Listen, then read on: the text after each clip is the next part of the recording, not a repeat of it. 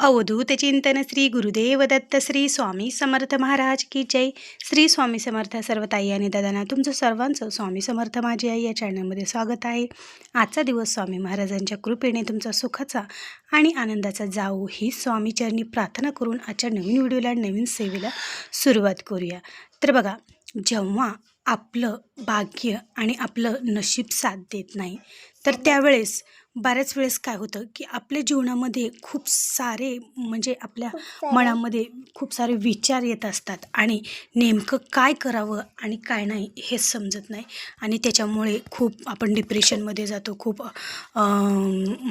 डोक्यामध्ये वेगवेगळे विचार असतात आणि त्या त्रासामुळे मनामध्ये वेगवेगळे विचारही येतात.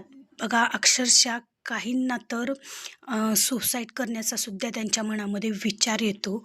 पण सुसाईड करणं हा निर्णय योग्य नाही.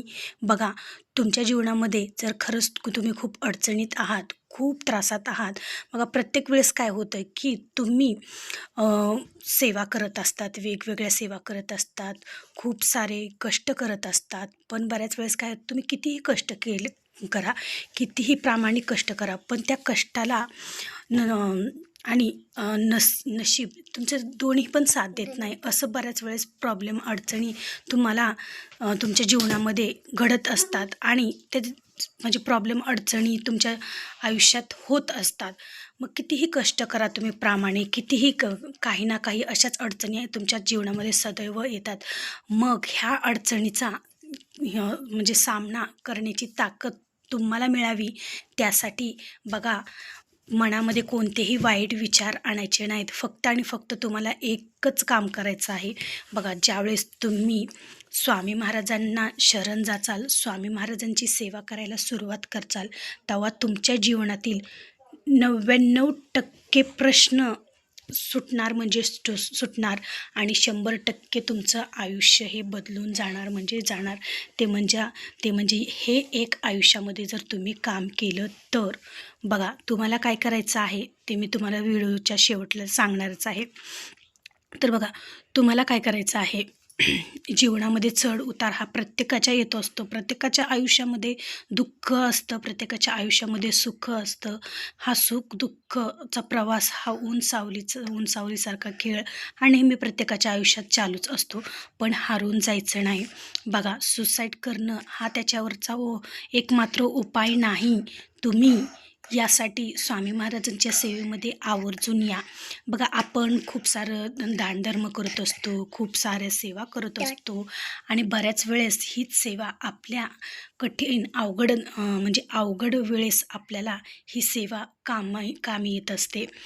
आता काय होतं की आपण नेहमी इतरांबद्दल चांगलाच विचार करत असतो, इतरांबद्दल कधीच आपण वाईट विचार करत नसतो. का बरं?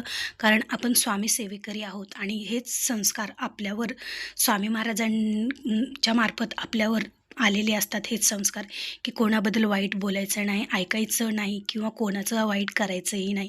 आपण नेहमी चांगले कार्य करत प्रत्येक स्वामी भक्त हे नेहमी चांगलंच कार्य करत असतात आणि इतरांबद्दल चांगलीच भावना त्यांच्या मनामध्ये असते.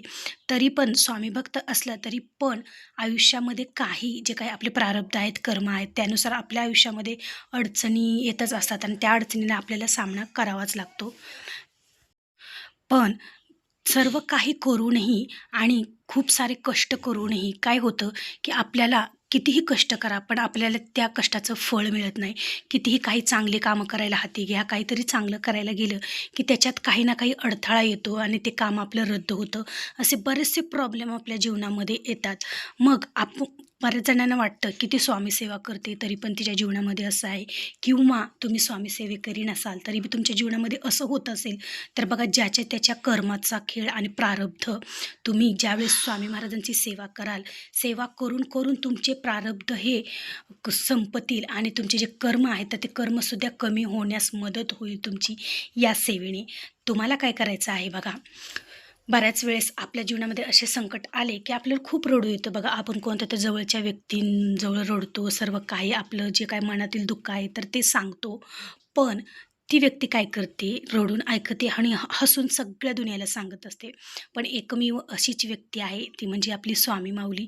त्यांच्यापाशी तुम्ही सगळं दुःख सांगा. बघा, केंद्रामध्ये जा, मठामध्ये जा किंवा घरात जर देवघरात स्वामींची मूर्ती असेल तर स्वामी महाराजांसमोर बसा आणि स्वामी महाराजांना एकच प्रार्थना करा. डोळ्यात डोळे घालून स्वामी माऊलींकडे पहा आणि तुमच्या मनातील जे काही अडथळे, जे काही अडचणी, जे काही संकट आहेत, जे काही तुमच्या मनामध्ये दुःख साठवलेलं आहे, ते सर्व काही दुःख स्वामी माऊलींपुढे मोकळं करा. स्वामी माऊलींच्या डोळ्यात डोळे घालून बघा आणि स्वामी माऊलींसमोर रडा.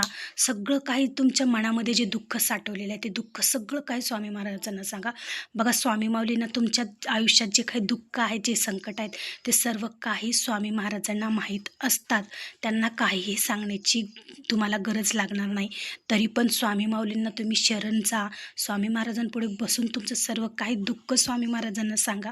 बघा, याने काय होईल, तुमचं मन अर्ध दुःख तुमचं कमी होईल, तुमचं मनही मोकळं होईल आणि स्वामी माऊली तुमची ती बुडालेली जी नौका आहे, तर ती नौका किनाऱ्यावर लावण्याचं काम स्वामी महाराज हे नक्की करणार, म्हणजे करणारच. हा मी 100% अनुभव सांगते, कारण हा अनुभवसुद्धा मला आलेला आहे आणि मी सुद्धा स्वामी माऊलींना ही एक प्रार्थना केलेली आहे आणि त्या प्रार्थनेचा 100% छान असा अनुभव पण मला आलेला आहे. मग तुम्हालाही येणार म्हणजे येणार.